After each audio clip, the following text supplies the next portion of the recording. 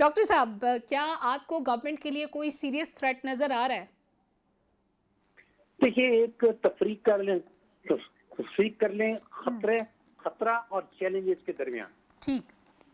सियासी खतरा मैं समझता हूँ कि किसी किस्म का नहीं है हुकूमत को। ठीक और है। उसकी वजह यह है कि जितनी भी बड़ी जमातें हैं, चाहे वो हम्म। पीटीआई हो, नवाज लीग हो, पीपल्स पार्टी हो, वो कहीं ना कहीं हुकूमत में है। हम्म। उनका स्टेक है, चाहे वो सूबे में हो या विफाक में हो।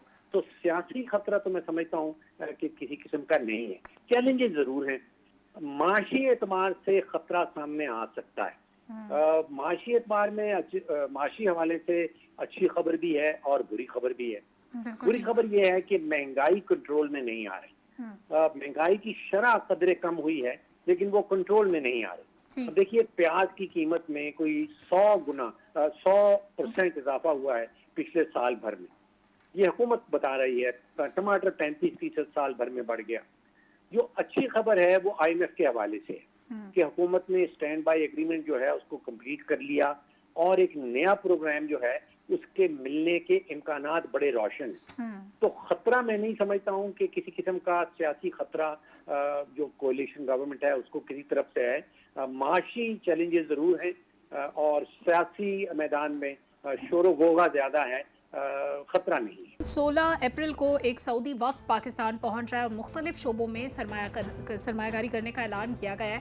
और बहुत अरसे से हम इस तरह के ऐलानात सुनते जा रहे हैं। रेकोडेक में इन्वेस्टमेंट की बात हो, दयामर भाषा में इन्वेस्टमेंट की बात हो, छोटी ऑयल रिफाइनरीज की बात हो, इस सब के बारे में पहले भी बात होती थी। लेकिन अभी तक इस मंसूबे को जो ऐलान था, इसको अमली जामा पहनाया नहीं जा सका।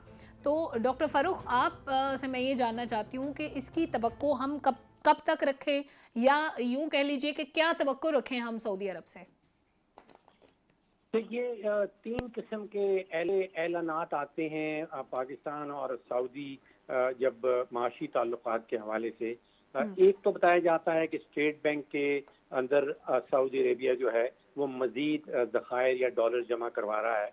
उसकी तरफ से ऐलान आया है कि $2 बिलियन मजीद हमारे रिजर्व के अंदर सऊदी अरेबिया जमा करवाएगा। दूसरा जो इशू होता है। डॉक्टर साहब, आपकी आवाज हम तक पहुंचना बंद होगी, जी कोशिश करते हैं। जी, जी जी, आवाज अब आ रही है आवाज। जी। और एक जिसकी आप बात कर रहे हैं वो डायरेक्ट सरमायाकारी है। यानी कि डॉलर्स के हवाले से नहीं या उधार तेल लेने के हवाले से नहीं, डायरेक्ट सरमायाकारी कितनी आ रही है या कितनी आने की उम्मीद है। सही। देखिए, एक चीज तो हमें समझनी होगी पाकिस्तान में रहते हुए कि जो जियो स्ट्रेटेजिक का मामला था, जो हमारा आर्ग्यूमेंट था कि पाकिस्तान जियो स्ट्रेटेजिकली बड़ा इंपॉर्टेंट मुल्क है, इसलिए इस पे सरमायाकारी आनी चाहिए, वो आर्ग्यूमेंट अब आलमी दुनिया में नहीं बिकता। सही। अब मामला ये है कि जो प्रोजेक्ट्स इकोनॉमिक सेंस बनते हों उसके अंदर सऊदी अरेबिया भी और बाकी दुनिया के ममालिक भी पैसे लगाने के लिए तैयार होंगे। उसमें एक प्रोजेक्ट जो है वो रेकोडेक का प्रोजेक्ट है। और उसमें जो नेगोशिएशन है वो बड़ी एडवांस स्टेजेस पे है।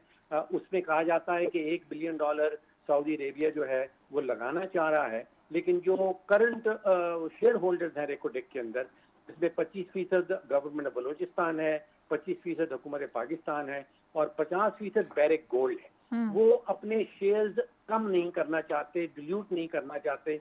उनको इस प्रोजेक्ट के अंदर बहुत जो है आप समझिए कि बहुत पॉजिटिविटी नजर आती है। वो अपने शेयर्स सऊदी अरेबिया को इस स्टेज पे हमने सुना कि बेचना नहीं चाहते। रेकोडेक एक ऐसा प्रोजेक्ट है जिसमें सऊदी अरेबिया वाकई में इंटरेस्टेड है।